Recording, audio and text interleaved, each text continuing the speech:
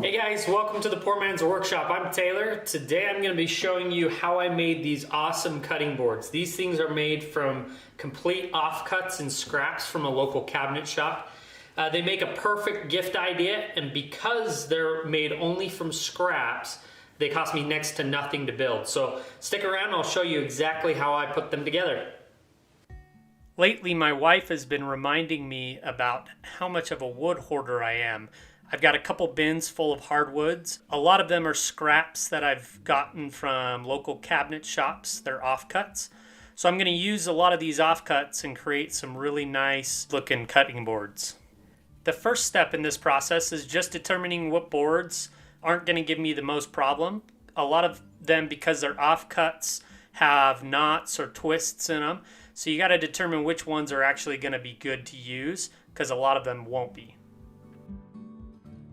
These cutting boards are made from white oak with a strip of walnut that's flanked by two smaller pieces of hard maple, just to give it a little bit of contrast.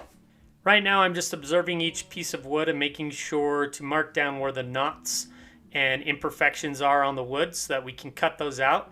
These cutting boards are for my mother-in-law, and nothing but the best goes to my mother-in-law.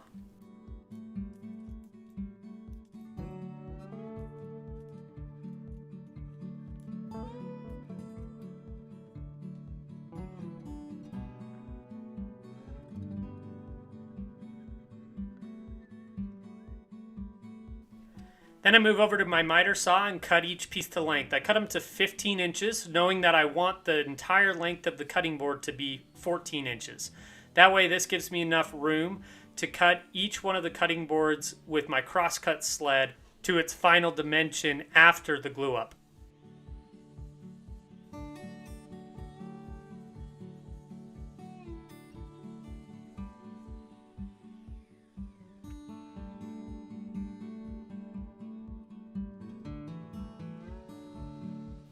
Then I move to my table saw and cut each piece to height.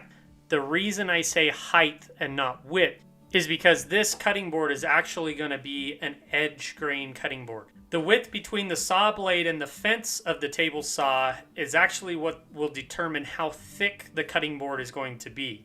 In this case, I cut each piece to 1.25 inches, knowing that I wanted the cutting board to be about 1 inch thick in the end.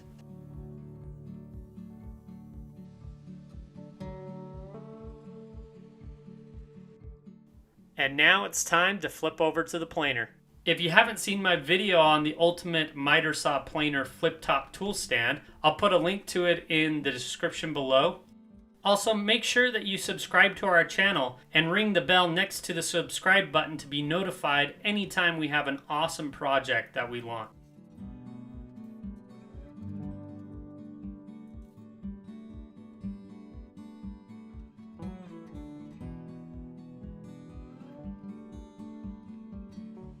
Now back to the cutting boards.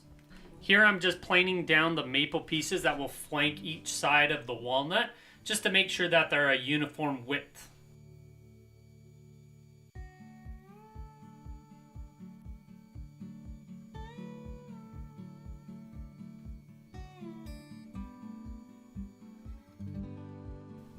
After that's done, I get everything all set up for the glue up. I start by turning each piece onto its side so the edge grain is facing up, and then sort through each piece, making sure that the best side faces up so you have a good side and potentially bad side of each cutting board. Really, once you finish planing and sanding the entire cutting board, there usually isn't a bad side. But I like to do this just so that I can make sure I have at least one side that I love the most. After that, it's just lining them up in the pattern that you want the cutting board to be glued up in, and then making sure that it stays in that pattern while it gets clamped and glued.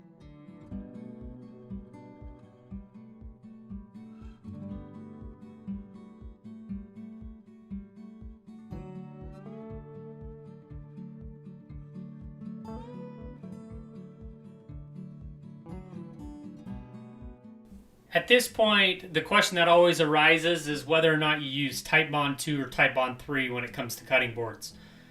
Titebond 2 is usually good enough because it is a water resistant glue, but Titebond 3 is waterproof, so I feel safer using a waterproof glue.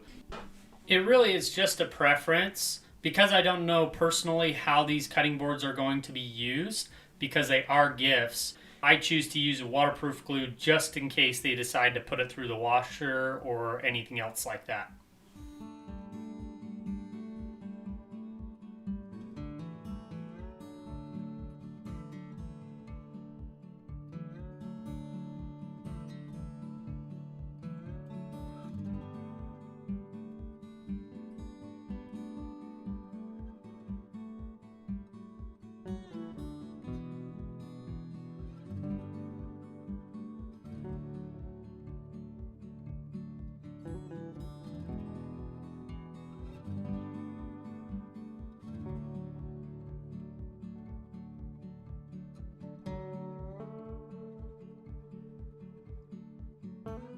After allowing the cutting boards to dry overnight, I remove the clamps and chisel off any excess dried up glue.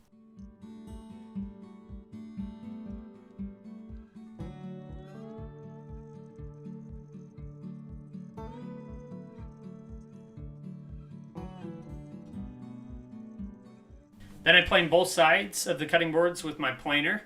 This really should only take a few passes as long as you've glued it up correctly.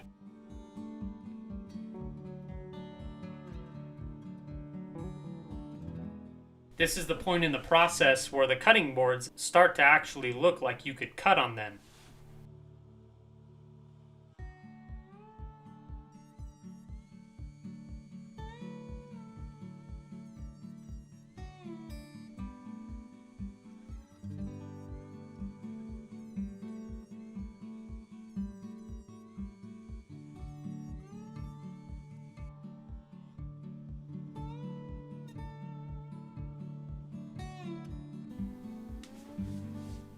After planing them down, the next thing to do is to cut them to their final length.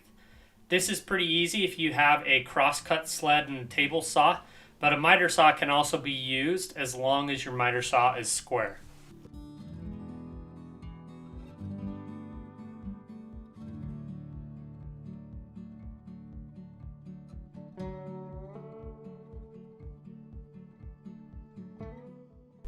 After cutting it to length, I added a 1/8 round over with my router and then sanded it down to a 400 grit to make it baby smooth. Unfortunately, I didn't film any of that though. Now it's time for the best part about making a cutting board, applying the oil. This part needs no narration, so I'm just gonna apply the oil and let you see how the grain and color pops.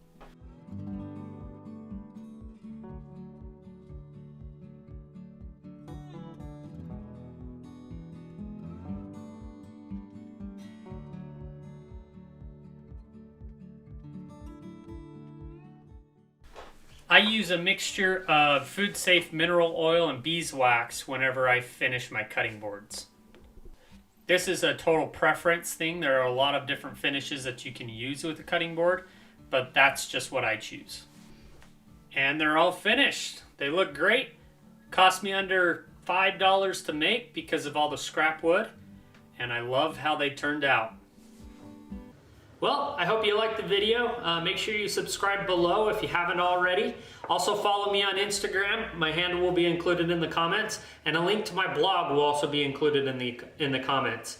Hope you liked it, and hope to see you on the next project.